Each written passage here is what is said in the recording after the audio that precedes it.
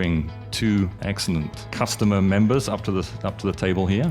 I'll have them introduce themselves, but we have Eric from Midco and Michalis from CableNet, both very knowledgeable, I like to think opinionated, which is great for a panel session. With that, Michalis, maybe kick us off with an intro about yourself and also CableNet. Yes, hello everyone. I am the Technology Innovation Manager for CableNet. I am situated in Strategy Department, and we are responsible for designing the future value proposition for CableNet. CableNet is the fastest growing telecom operator in Cyprus, and we offer one-stop shop for our customers, which means we give broadband, TV, fixed telephony, and mobile services. Since 2019, seeing the customer journey map and the market outside, we decided there was room for another product, the home connectivity product. So we looked outside and discussed with different vendors. We saw all the solutions, and pretty quickly, I believe, we signed with Plume. And since then, we are saying that we are in partnership in connectivity with Plume. Describing the market in Cyprus, I would say that it's highly competitive. We are a small island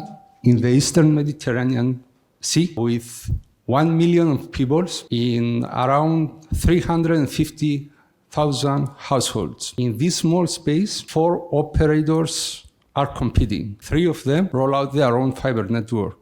So it's highly competitive from this point of view. So we needed something to differentiate us from the other providers. So Plume was the obvious fit to our strategy. Initially, we began by offering Plume solution as an add-on service, but quickly we realized that embedding this solution into our core product was the obvious way to go. And since last year, we introduced our new product, the Purple Max, which includes Plume solution. And since then, we changed the conversation from price and speed to the best connectivity experience. Thank you. Thanks, Michalis. Eric? Good afternoon, everyone. Director of Network Architecture for Midco. Start off by telling you a bit about myself. I've been at Midco now for 2 years. Prior to that, worked as a principal engineer at Charter Communications, primarily helping with their access technologies to operationalize services, whether that be DOCSIS, PON, or wireless services. Now with Midco, I lead the team that does a lot of our lab certification and testing, validation of new products, services, technologies, and been doing that for about 2 years. Midco serves about 500,000 residential and business subscribers, and we also offer data, voice, video services across various access technologies, including fixed wireless. And we've got about 22,000 miles of fiber optic network, and we primarily serve kind of the north central or kind of the heart of the Midwest. We serve 5 different states: South Dakota, North Dakota, Minnesota, Kansas, Wisconsin as well. And, one thing I'll say about Midco is we focus on the services we provide, but we also focus on serving as a source of good for the communities and making sure we empower the people in those communities to do their jobs, to enrich their lives. So let me kick it off with some questions here. I mean, we all know there's a lot of decisions that go into picking a solution that you're going to deploy as part of your infrastructure. Obviously, you chose a solution that has OpenSync as part of the infrastructure. I'm curious, what about OpenSync really sort of factored into that decision making? And then, were there any particular aspects specifically around, what OpenSync enables, you to do in your network that were key for making that decision? For us, one of the advantages is the ability to scale quickly. We actually have 2 gateways on our network that are OpenSync certified. We like that we can grow this product and offer these additional services and improved wireless connectivity in the home to a lot of our customers very quickly. But also just the open nature of it enables, third parties and everyone to participate, ODMs to bring their hardware to the table, participate in this open concept, and allow us some choice and some flexibility. As an operator, and every operator wants to have its own solution, and OpenSync offers this flexibility and this freedom. You can choose your own hardware, a third-party hardware to operate and build your own application if you want to. On that point, it was that I think we talked about it earlier this morning. Separating out those services from the hardware layer was a key factor. Yes, definitely. Excellent. Yeah. If I could, I think that is a key component as well, and it presents a similar single pane of glass as an operator, right? With the various different hardware, now we get the same visibility with the cloud solution to look at the customer network and help understand what their problems are and how we can solve those. How's OpenSync integrated into kind of this year's roadmap for your company, like for what you want to achieve? Maybe Michalis, you want to go first? Since last year, we integrated Plume OpenSync solution to our core product. This year, we designed our marketing campaigns so we can communicate outside to the market all the features and all the characteristics, and that gave us the ability to talk different about the internet services in Cyprus. And we have designed our marketing campaign so we can concentrate on this, on the applications and connectivity in the house. So really changing the conversation you're having with your customers. We are not communicating anything about speed or hardware. We are talking about connectivity. So really moving away from the speeds and feeds into okay, is this network at home delivering what you really want as an end user? We are considering speed as a commodity.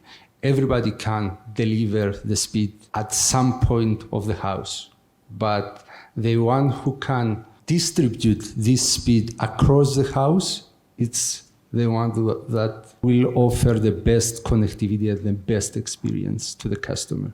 Yeah. As far as roadmap this year, as I mentioned, we have 250,000 legacy gateways that'll support OpenSync. And so we're planning to roll that out to those devices, hopefully by the middle of this year. I think we have 36,000 customers, primarily with the Plume designed hardware, running OpenSync, obviously. So that is out there. Right now, we're kind of in the planning phase, making sure that we can upgrade devices and just kind of working through that process to make sure everything goes as smoothly as possible. But we're really excited to start to deliver some of these services that I think customers expect their service provider that come kind of bundled with this OpenSync package and the app. And when you're looking for, an OpenSync certified device, what are you looking for in that device? What makes you pick, device A over device B for an OpenSync certified device? For us, the first and foremost, since we are using Plume services, is to be able to function with the existing Plume services and with the near future, whatever is in the roadmap, to be able to support these services. We want to be able to offer the same service across the customers. Right. Yeah. Right. I think it's equally important to choose a ODM or a partner as you enter into OpenSync as well. It's not just the device and the features, but select a partner that we trust to help us along our OpenSync journey. But I think we're looking for what is the value add, what is the additional function and feature that their hardware brings to the table versus their competitors. So what differentiates you from your competitors? I'm going to pause. I want to see if you have some questions out there in the audience. This is a question for Midco. Did you push your legacy hardware vendors to support OpenSync? It's a great question. I don't know how much of it we drove. We certainly asked for it. And it's an interesting relationship, right, with the ODM, because I think some of them looked at OpenSync as something that they did not like, right, like a competitive type solution. So I think it is great to see Sajim and some of the others come up here and talk about how they've embraced OpenSync and how it's made their business better. It certainly made our customers happier, right? And they enjoy better connectivity in their homes. So yeah, I don't know. There might have been a little push from our perspective in order to get them on board, but we're beginning to see the advantages. And I think the ODMs are pleased that we're happy, right? And we're continuing down this path. From a quality of service standpoint, guaranteeing quality of service, how has the OpenSync enabled devices allowed you to work with and prove to your customers that you are able to provide the best throughput through every corner of the household? For sure, with OpenSync Plume solution, it helps us provide a whole home coverage with this. And with the services provided by Plume, for sure, we have differentiated our marketing direction, and we have the permission to talk about services and connectivity instead of speed. So churn is kind of one of the most expensive aspects of a subscription type business. So, if you have happy customers, are you seeing then the corresponding reduction in churn? Yes, from our end, yes.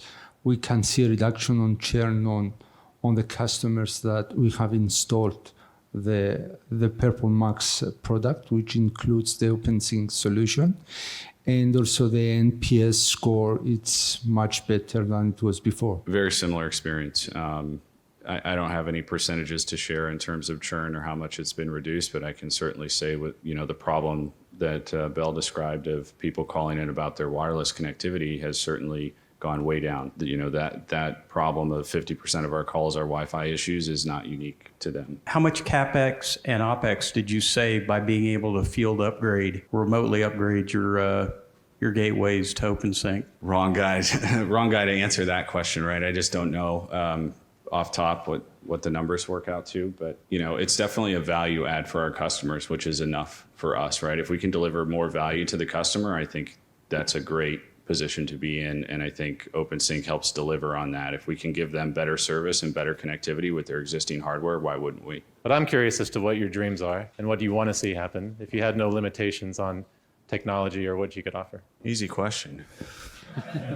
For us, Midco's goal really is to be the best communications company service provider in the nation. And so for me, my goal is to deliver on that promise by ensuring our customers have a flawless experience no matter what it is that they're doing. And that means when they're on their IP set top and they change the channel, it happens. And they're not watching a loading screen and there's no circle, there's no loading.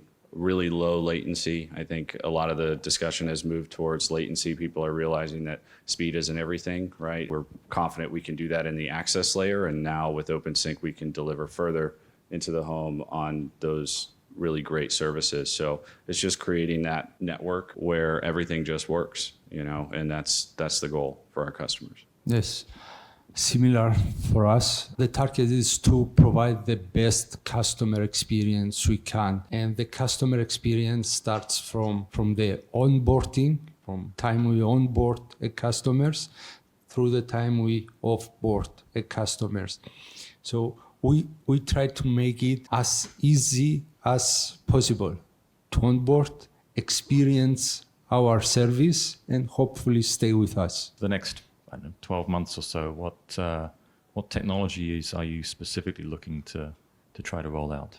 For sure, we will keep developing our network and open new areas with the traditional telecom services, with fiber and upgrading our DOCSIS network. And as I said before, applications from OpenSync or from Plume to enable these applications to our customers, either for smart home, smart metering. Sort of the traditional OpenSync values, it's that fast, rapid rollout of new services is one of the aspects that you want to exploit. Yes, and we want more.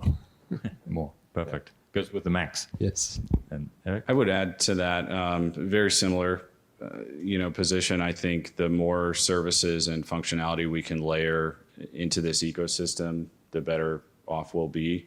So I'm very excited to see what the future of OpenSync holds in terms of, will we have some of these IoT devices capable in the app, and now customers can check their front door camera while they're, also looking at something else. All of that functionality kind of just coming together and having one ecosystem, one place for it to live. Is there a particular area that you see services being requested from your customers that you would like to see addressed?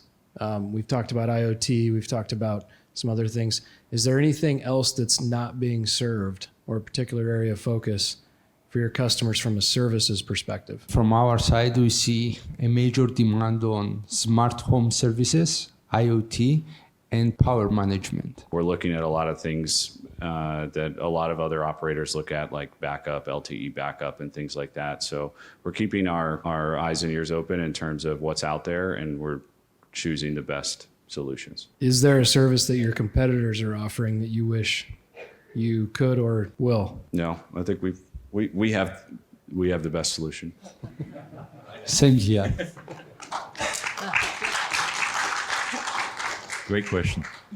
May I ask, how fast would you like to have your hardware devices be upgraded? I think the client adoption rate is pretty important. And I think with some of the tools, having all this data in the cloud now enables us to look at that, right? So it doesn't make sense for us to roll out 6E if the clients just aren't out there to actually make use of that network. Sure, we could use it for wireless backhaul and whatever else, but I think, we want to derive the value from the deployed capital and make sure that asset is out there. We're not very great at swapping devices and rolling trucks all the time to refresh hardware. So, the fact that this enables us to kind of upcycle it from a software perspective and layer on additional function has been really great. I think when there's a new game-changing technology, then it's time to upgrade the hardware. From a connected home or smart home solution, since you have multiple type of devices, how do you ensure that a seamless quality of experience is provided across all the various device types? I think a big part of that is the certification process, right? There's a level of confidence that comes from having a device